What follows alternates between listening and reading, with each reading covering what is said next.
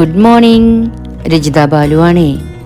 മോഹന ഓർക്കിഡ്സിൽ നിന്നും വളങ്ങളുടെ ഒരു കലണ്ടർ വീഡിയോ നമ്മൾ ചെയ്തിരുന്നല്ലോ. ആ വീഡിയോയ്ക്ക് താഴെ വന്ന സംശയങ്ങൾക്കുള്ള മറുപടികളാണ് ഈ ഇടയായിട്ട് നമ്മൾ 2-3 കുഞ്ഞു കുഞ്ഞു വീഡിയോകളിലൂടെ കൊടുത്തുകൊണ്ടിരിക്കുന്നത്. ഇന്നും അതേ വീഡിയോയിൽ വന്നുള്ള കുറച്ച് സംശയങ്ങൾക്കുള്ള മറുപടിയാണ് മോഹനേട്ടൻ വിശദീകരിച്ച് നൽകുന്നത്. വീഡിയോ കണ്ടാലും. കഴിഞ്ഞ മറുപടി വീഡിയോനെ ആസ്പദമാക്കിയിട്ടുള്ളതായിരുന്നു ആദ്യത്തെ ചോദ്യം. അതായത് അതിൽ എപ്സം സാൾട്ടിനെ കുറിച്ച് മോഹനേട്ടൻ വളരെ വിശദമായിട്ട് പറഞ്ഞിട്ടുണ്ട്.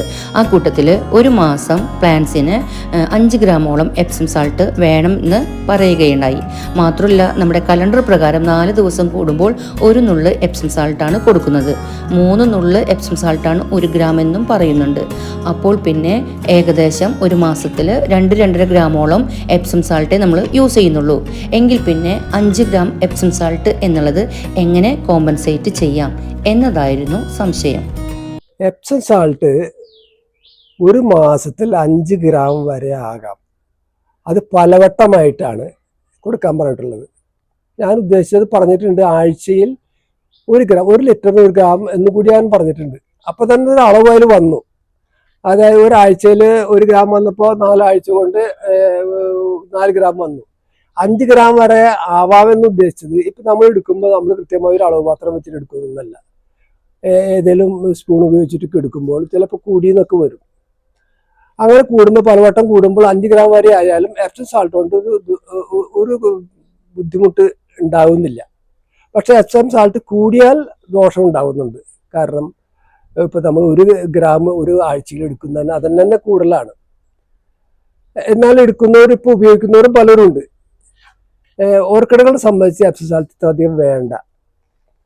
അപ്പോൾ 1 ഗ്രാം ആഴ്ചയിൽ 1 ഗ്രാം പറഞ്ഞു പോയത് സാധാരണ എല്ലാവരും ഉപയോഗിച്ചു പോകുന്ന ഒരു രീതിയാണ് ഈ ആഴ്ചയിൽ 1 ഗ്രാം എന്ന് പറയുന്നത്.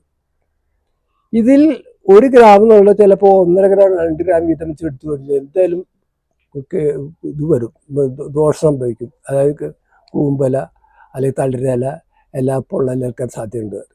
അങ്ങനെ വരാതിരിക്കാൻ വേണ്ടിയിട്ടാണ് ഞാൻ ഒരു പട്ടിക തയ്യാറാക്കി. 1 നുള്ളു മതിയെന്ന് പറഞ്ഞത്. 1 നുള്ളു എന്ന് പറയുമ്പോൾ 2-2.5 ഗ്രാം ഒരു മാസത്തിൽ വരുന്നുള്ളൂ. ഓർക്കിഡുകളെ സംബന്ധിച്ച് അത്രയ്ക്ക് വേണ്ടു. പിന്നെ ഇത്രയും അളവിൽ വന്നാൽ 5 ഗ്രാം വരെ ഒരു മാസത്തിൽ എത്തിയാലും അതുകൊണ്ട് ദോഷമില്ല. പക്ഷെ അധിക വളർച്ച, ഓവർ ഗ്രോത്ത് ഉണ്ടാവാറ് പതിവുണ്ട്. ഓവർ ഗ്രോത്തും നല്ലതല്ല. ഓവർ ഗ്രോത്ത് വരുമ്പോൾ പൂവുണ്ടാവാൻ ഉൽപാദനം കുറയാണ് ചെയ്യുന്നത്. പിന്നെ അതുകൂടെ തുടർന്ന് എന്താ ചോദിച്ചില്ല. മോനേട്ടാ, അതെ, എപ്സം സാൾട്ടും NPKയും തമ്മിൽ ചേർക്കാൻ പാടില്ല എന്ന് അഗ്രികൾച്ചർ ഓഫീസർ പറഞ്ഞിട്ടുണ്ട്. അത് ശരിയാണോ എന്നതായിരുന്നു ചോദ്യം. ഈ ചോദ്യം ഞാൻ പ്രതീക്ഷിച്ചാണ്. കാരണം കഴിഞ്ഞ എപ്പിസോഡിൽ എപ്സം സാൾട്ടും ബോറോണും തമ്മിൽ പ്രശ്നം വന്നില്ലേ, അത് നമ്മൾ മറുപടി കൊടുത്തു. എപ്സം സാൾട്ടിൽ അടങ്ങിയിട്ടുള്ള മെഗ്നീഷ്യമാണ്. മെഗ്നീഷ്യം ഈ കെമിക്കൽ റിയാക്ഷൻ ഉണ്ടാക്കുന്ന സാധനമാണ്. അപ്പോൾ കഴിഞ്ഞ എപ്പിസോഡിൽ നമ്മൾ പറഞ്ഞത് എപ്സം സാൾട്ടും ബോറോണും തമ്മിൽ ഉണ്ടാകുന്ന ഒരു വ്യത്യാസത്തെ പറ്റി പറഞ്ഞു കൊടുത്തു. ചെറിയൊരു വ്യത്യാസങ്ങൾ വരുന്നുണ്ട്. അതുപോലെ തന്നെയാണ് ഈ NPK ആയിട്ട് ചേരുന്നത്. ആ ഒരു വ്യത്യാസം വരുന്നുണ്ട്.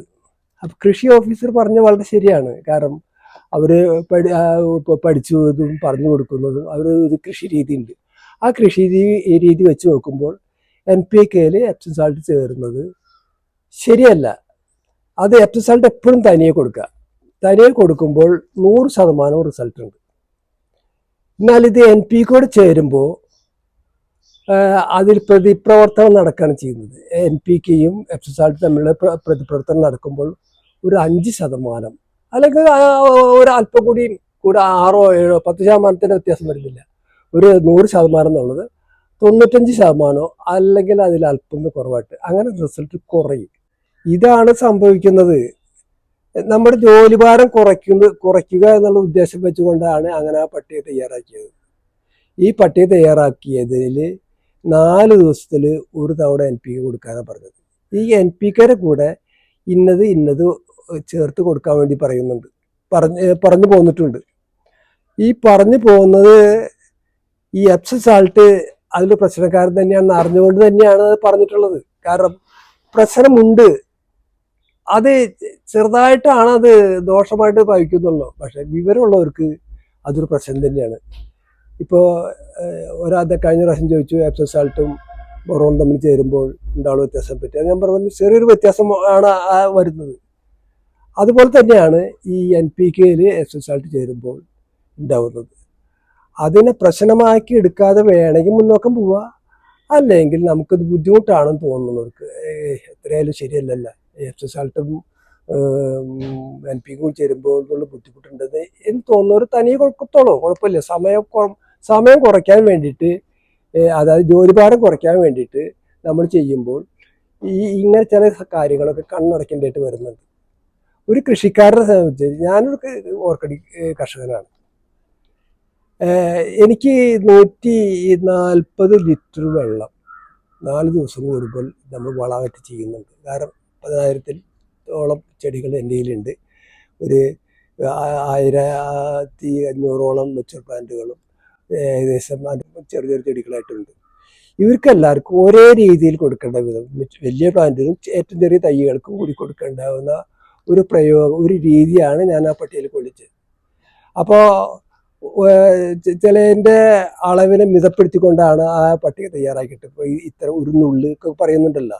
അപ്പോൾ ചെറിയ ചെടി തൊട്ട് വലിയ ചെടി വരെയുള്ള ചെടികൾക്ക് കൊടുക്കേണ്ടത് ഒരു പട്ടികയാണ് തയ്യാറാക്കിയിട്ടുള്ളത്. ഞാൻ ആ എപ്സം സാൾട്ട് കൊടുക്കുന്ന കാര്യം പറയുന്നതെന്ന് വെച്ചാൽ, ഒരു നുള്ള് എന്ന് ഉദ്ദേശിച്ചത് 3 ഗ്രാം, ഒരു നുള്ള് 3 നുള്ള് കൂടുമ്പോൾ 1 ഗ്രാം ആണ് വരുത്തുള്ളൂ. ഓർക്കിഡ് സംബന്ധിച്ച് അത്രേ വേണ്ടൂ. അതായത് മെഗ്നീഷ്യത്തിൻ്റെ സാന്നിധ്യം ഉറപ്പുവരുത്തുക. ഓർക്കിഡുകൾക്ക് മെഗ്നീഷ്യം ആവശ്യമാണ്, അത് കിട്ടിയിരിക്കണം, അത്രേ അതുകൊണ്ട് ഉദ്ദേശിക്കുന്നുള്ളൂ. ആ ചെറിയ അളവിൽ നമുക്ക് കൃത്യമായി തെറ്റാതെ 4-ാമത്തെ ദിവസം വെച്ച് കൊടുക്കുകയാണെങ്കിൽ നിങ്ങൾ NPK കൊടുത്താലും അതൊരു കുറവായിട്ട് വരുന്നില്ല. നിങ്ങൾ അത്ര മനസ്സിലാക്കിയാൽ മതി. പിന്നെ അങ്ങനെ സംശയം നമുക്ക് ഉണ്ടായി, എന്തിനാണ് ഈ എപ്സം സാൾട്ടിന് NPK തിരിച്ച് കൊടുക്കണേ എന്ന് നമുക്ക് സംശയം ഉണ്ട്. നിങ്ങൾ തനിയെ വേറെ കൊടുത്തോളൂ. അതിനൊരു ദിവസം നിങ്ങൾ തന്നെ കണ്ടെത്തണം. മോനേട്ട, അടുത്ത സംശയം ഇപ്രകാരമായിരുന്നു.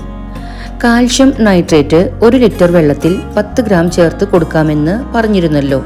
ഞാൻ വാങ്ങിയ കാൽഷ്യം നൈട്രേറ്റിൽ ബ്രാക്കറ്റിൽ ന്യൂട്രിഫൈഡ് ആണ് കൊടുത്തിട്ടുണ്ട്. കൊടുത്ത ഡോസേജ് പറയുന്നത് 100 ലിറ്റർ വെള്ളത്തിൽ 200 ഗ്രാം ചേർക്കാനാണ്. വീണ്ടും ബ്രാക്കറ്റിൽ കൊടുത്തിട്ടുണ്ട് സെക്കൻഡ് സ്പ്രേയിൽ 300 to 400 ഗ്രാം 100 ലിറ്റർ വെള്ളത്തിൽ എന്നതാണ്.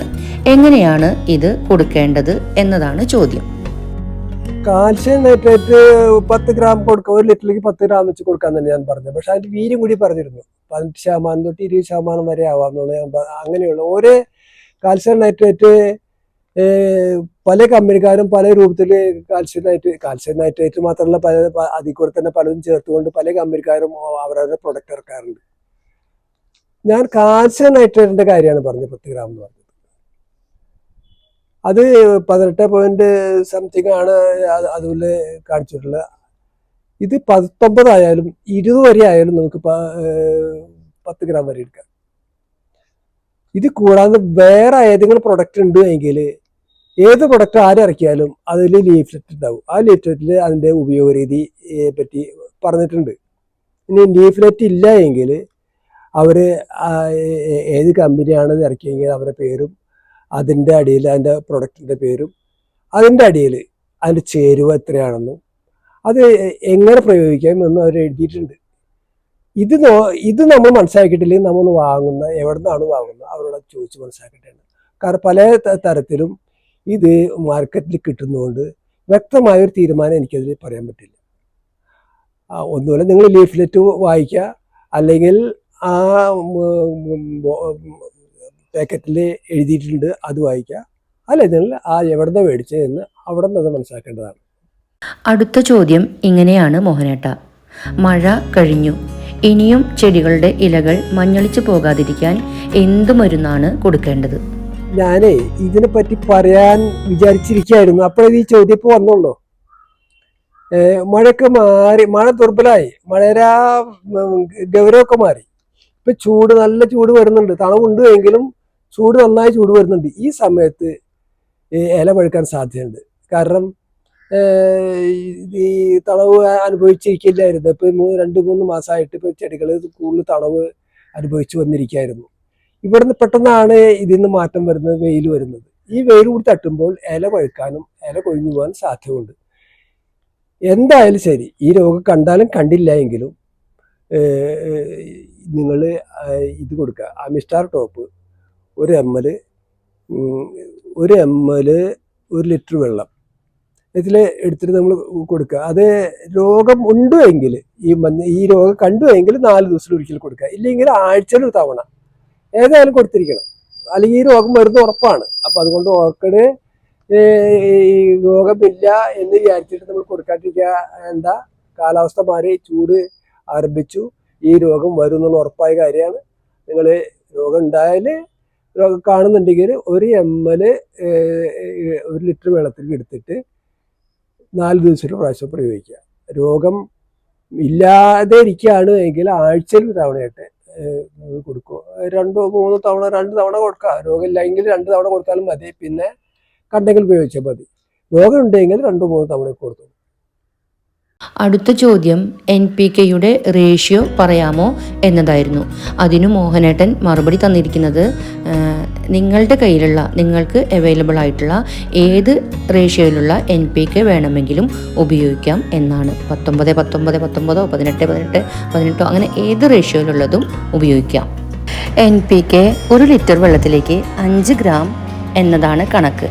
അത് ശ്രദ്ധിച്ചാൽ മാത്രം മതി. ഇന്നത്തെ വീഡിയോ ഇവിടെ പൂർണ്ണമാവുകയാണ്. നമ്മുടെ ചാനൽ സപ്പോർട്ട് ചെയ്യാൻ മറക്കരുത്. ഇതുപോലെയുള്ള നല്ല നല്ല അറിവുകളുമായി ഇനിയും കാണാം. Till then take care. Bye bye.